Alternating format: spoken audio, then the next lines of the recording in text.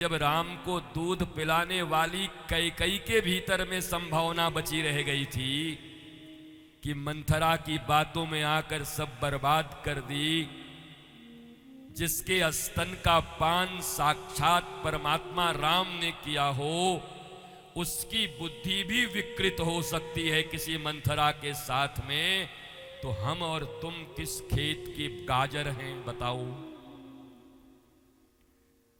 बच्चों को जब कहते हैं बच्चों फ्रेंडशिप अच्छा करना, आप तो हमारे फ्रेंड के पीछे पड़ रहते हैं, उसमें क्या गलती है, उसमें क्या गड़बड़ी है। वो क्या गड़बड़ी है क्या गलती है खुद ही समझ जाओगे, हमको समझाने की जरूरत थोड़ी ही पड़ेगी।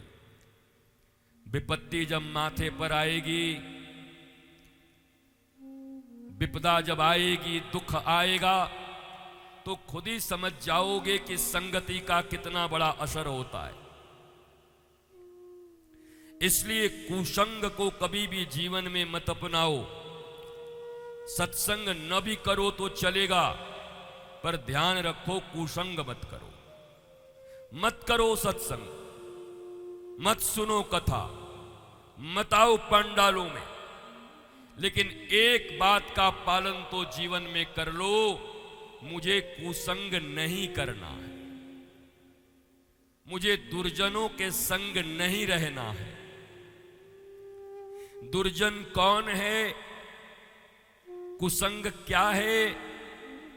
जो सत्य का विरोधी है, जो मुस्कुराहट का विरोधी है, जो आध्यात्म का विरोधी है, जो केवल शरीर में विश्वास रखता है, आत्मा और हृदय से उसका कोई मतलब नहीं है।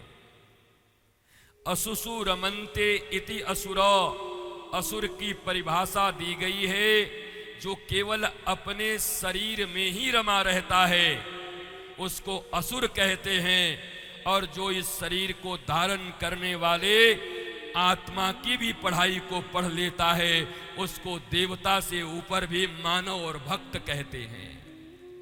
मनुष्य देवताओं से ऊपर है, ध्यान देना, क्योंकि सारे देवता कि जीवन का एक ही लक्ष्य है और भगवान से एक ही प्रार्थना करते हैं कि मुझे एक बार मनुष्य बना दो। देवता देवता बन गए, मनुष्य नहीं बन सकते। इसलिए दुर्लभो मानुषो देही, मनुष्य का शरीर ही दुर्लभ है। जिनके जीवन में आह्लाद हो उसे प्रहलाद कहते हैं। विपरीत से विपरीत परिस्थितियों में भी जिनके चेहरे से मुस्कुराहट गायब नहीं होती उसे प्रहलाद कहते हैं। इतना सब तकलीफ हुआ प्रहलाद को,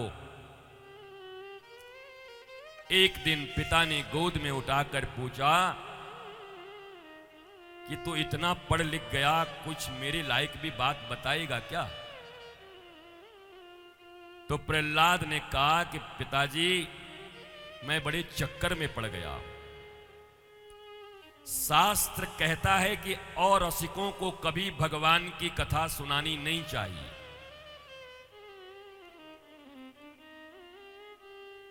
और शास्त्र कहता है कि जब कोई जिज्ञासु हो तो बिना बताए रहना भी नहीं चाहिए।